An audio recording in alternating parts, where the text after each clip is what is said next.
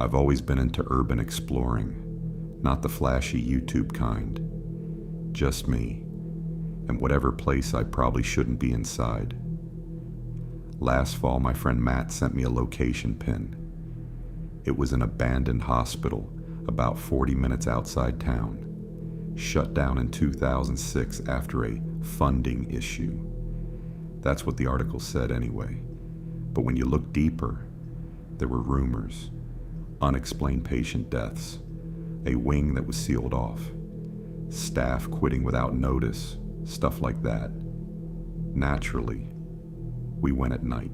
The building was bigger than I expected. 5 floors, windows either boarded up or shattered. The parking lot was completely overtaken by weeds. When we stepped inside, the air felt heavy, like the building had been holding its breath. The only light we had were our flashlights. The beam barely cut through the darkness. And the smell, it wasn't rot, it wasn't mold, it smelled stale, like something that hadn't moved in a very long time. The first floor was what you'd expect. Reception desk overturned, wheelchairs tipped over, papers scattered everywhere. But here's the thing, there wasn't dust on everything. Some areas were thick with it, others looked disturbed, like something had been dragged across the floor recently. Matt noticed it too. We didn't say anything.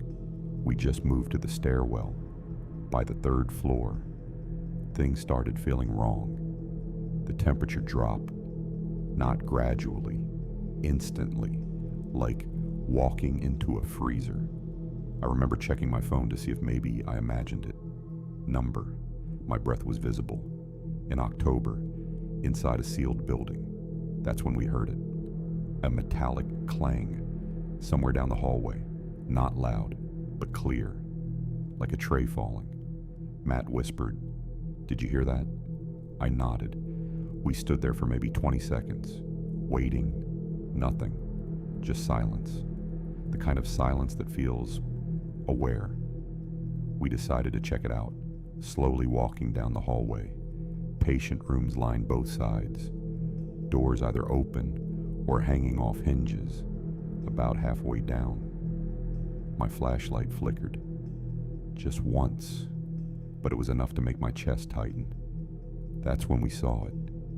At the very end of the hallway, a wheelchair facing us. It wasn't there before. I'm 100% sure it wasn't there, because we would have seen it when we came up the stairs. And the floor beneath it was clean, no dust, no debris, like it had just been placed there. Matt said, "That's not funny." I didn't respond, because I knew he wasn't joking. We didn't hear it roll, we didn't hear footsteps, nothing, just there. I took one step forward.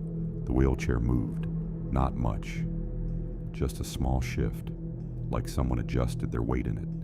But there was no one there. I felt my stomach drop.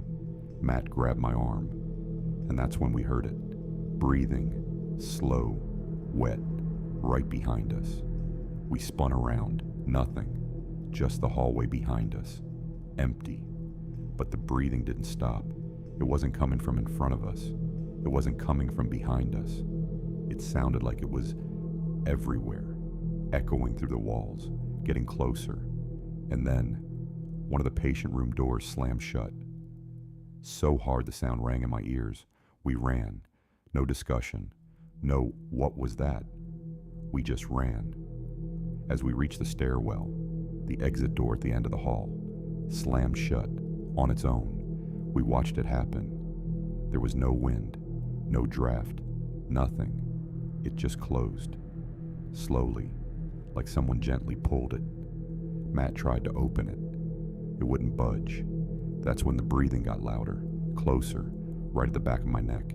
I could feel it, cold air hitting my skin. But when I turned around, there was nothing there. Then we heard footsteps, slow, dragging, coming from the direction of the wheelchair. Step, drag, step, drag. And we could hear something metallic scraping the floor, Getting closer, Matt started kicking the exit door over and over. Finally, it gave. We practically fell down the stairs. Didn't stop running until we were outside. When we got to the parking lot, we both stopped at the same time because we heard something behind us. We turned around, and on the third floor, one window wasn't boarded up, and inside that window was a silhouette standing completely still, watching us. It wasn't shaped right, too tall, too thin, and then it did something I'll never forget. It lifted its arm and waved, slowly, deliberately. We didn't go back. But here's the part that still bothers me. When we got home, I checked the photos on my phone. Every single one we took inside was black, not dark, not blurry, just completely black, except one, the hallway photo, at the very end, in the wheelchair. There was something sitting in it, and it wasn't there when we looked. I deleted the picture. I don't explore anymore, and sometimes, when it's really quiet at night, I hear breathing, slow, wet, right outside my bedroom door.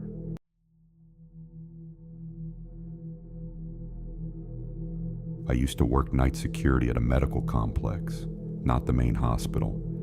This was one of the older buildings behind it. It had technically been shut down for years, but they still used the lower level for storing old records. My job was simple. Sit in the front office, do hourly walkthroughs, make sure no one broke in. The building always felt wrong after midnight. During the day, it just felt old. At night, it felt occupied. The first few weeks were uneventful. Just the sound of air moving through old vents, pipes ticking, normal building noises. Then one night around 2:15 a.m., I heard something different. A door closing, not loud, but clear, from the basement. The basement was supposed to be empty. No staff worked down there anymore, just rows of old filing cabinets and shelves. I grabbed my flashlight and headed down.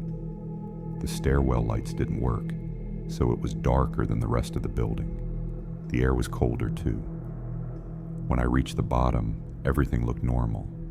Long rows of metal shelves, boxes of old patient records, nothing out of place. But I knew what I heard. A door. Closing. There was only one door in the basement, at the very end of the aisle. A heavy fire door that led to an old laundry tunnel that had been sealed off years ago. It was usually propped open. That night, it was closed. I walked toward it slowly. Every step echoed. When I reached the door, I noticed something. The floor in front of it was dusty, except for one area, right in front of the door, where the dust had been disturbed, like someone had been standing there. I told myself it was probably maintenance earlier that day, even though I knew maintenance never came down here. I reached for the handle and pulled. It didn't open. It felt resisted, like someone was lightly pulling it from the other side. Not locked, held. I froze, and that's when I heard breathing, slow, on the other side of the door. Not loud, just steady. Inhale, exhale. I let go immediately. The breathing stopped. Complete silence. I stood there for maybe 10 seconds. Then I stepped back, and as I did, the handle slowly turned from the other side. The door opened maybe an inch, just enough for darkness to show through, but not enough to see inside. I didn't wait to see more. I ran back up the stairs, locked myself in the front office, and watched the basement camera feed. The camera faced the bottom of the stairs. I could see the shelves, the aisles, everything, but I couldn't see the fire door from that angle. At 2:47 a.m., something moved at the end of the aisle, just barely stepping into frame. It looked like a shoulder, then it moved back out. There were no exits down there, no windows, No open tunnels. Nothing. I quit 2 weeks later. They told me the basement had been sealed permanently years ago after a patient escaped through the laundry tunnels in the 90s. He was never found. I don't know what I heard breathing behind that door, but I know it heard me too. When I was 19, my friends and I broke into an abandoned psychiatric hospital outside our town. It had been closed for almost 15 years. We went around midnight, 4 of us, flashlights, cameras, trying to act braver than we were. Most of the rooms were exactly what you'd expect. Empty beds, straps still attached to frames, peeling paint, graffiti. But one room stood out. Near the end of the second-floor hallway, a small observation room with a large window looking into it. The strange part wasn't the room itself. It was clean, cleaner than the rest of the building. No graffiti, no trash, no broken glass.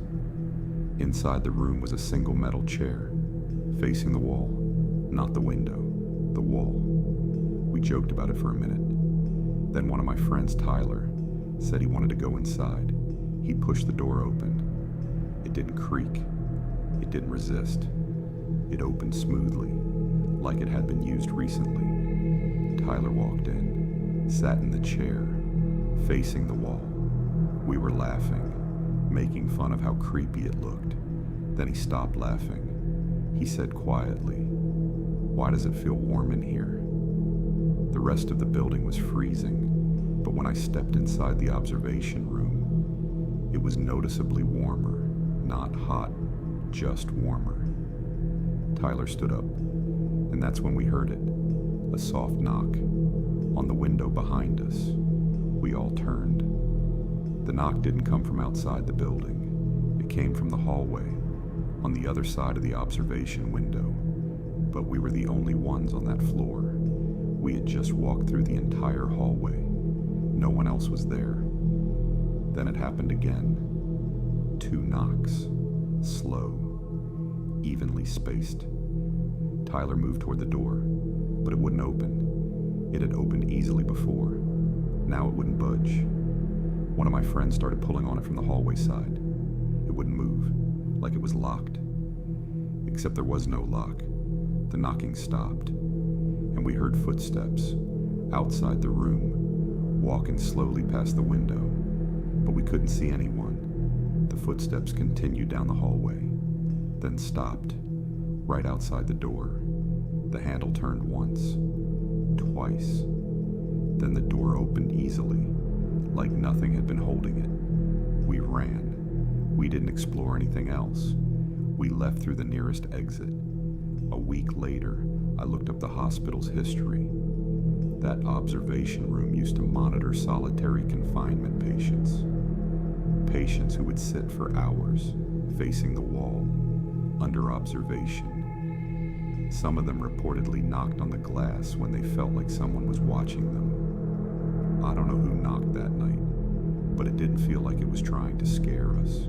It felt like it was checking if someone was still there.